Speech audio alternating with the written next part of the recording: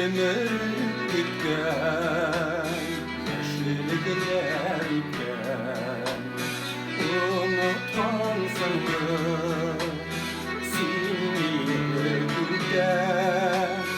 Unutmansın mı sündür şu yazmışlar şimdi,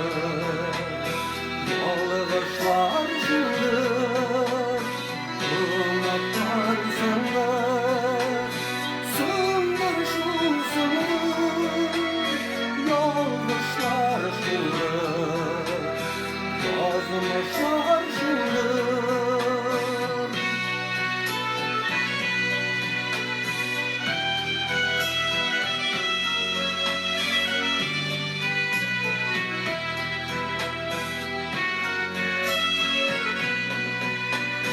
Senin gibi uyulamışsın mı? Yolda uyulamış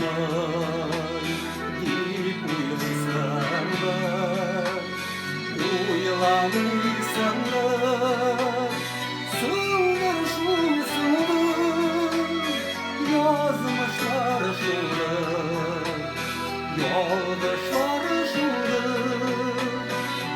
Uyulamışsan da sındır şu sınır yazmışlar şimdi, yoldaşlar şimdi.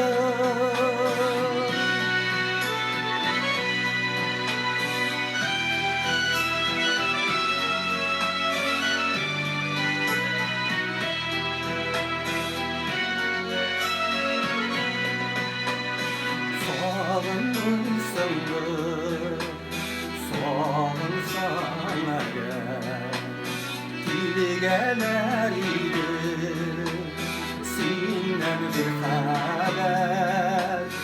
Sağlınıysandır sındır şu sındır yazmışlar şimdi.